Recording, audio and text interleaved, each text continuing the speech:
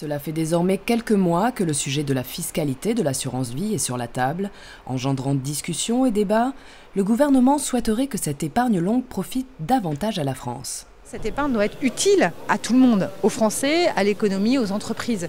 Une épargne donc utile à l'économie, c'est dans ce sens qu'est actuellement rédigé le rapport Berger-Lefebvre, qui devrait dévoiler si la fiscalité de l'assurance vie conservera ses avantages ou sera modifiée. Parmi les propositions de changement, l'allongement de la durée des contrats. Aujourd'hui, la durée d'une assurance vie est de 8 ans. Donc au bout de 8 ans, lorsque l'épargnant effectue des rachats, il bénéficie d'un abattement fiscal de 4 600 € s'il est seul ou de 9 200 € s'il est en couple. Et ensuite, il a une imposition soit à l'IR, soit un prélèvement forfaitaire libératoire de 7,5 %. Là, dans ce rapport, on parlerait peut-être de l'allonger à 10, voire 12 ans pour avoir donc cette fiscalité optimale. Une proposition soutenue par 77% des professionnels du secteur. De nombreux experts croient en sa future application. L'allongement de la durée de détention n'est cependant pas le seul axe qui a été évoqué en matière de modification de la fiscalité. La deuxième proposition, c'est la prise en compte de la date du versement sur l'assurance vie pour le calcul de la fiscalité sur les plus-values.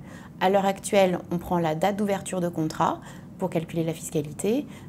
Si cette proposition est appliquée, chaque versement aurait droit en fait à une durée fiscale. Voilà. C'est une proposition par contre qui serait plus complexe à mettre en œuvre aussi bien côté compagnie d'assurance que côté épargnant. Et surtout, ça donnerait moins de visibilité à l'épargnant puisque à une date donnée, il ne saurait pas forcément quelle est la fiscalité globale de son contrat.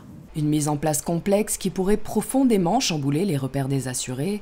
Bernard Spitz, président de la Fédération française des sociétés d'assurance, s'exprime sur le sujet. Les Français attendent de la stabilité pour pouvoir s'engager. Après, ils gèrent leur notion de risque en fonction de leur choix personnel.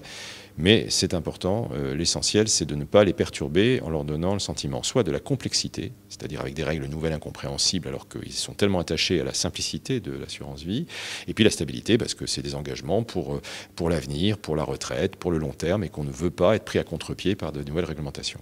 Rien n'est encore joué, il faut désormais attendre la publication du rapport Berger-Lefebvre qui devrait intervenir fin février, voire début mars.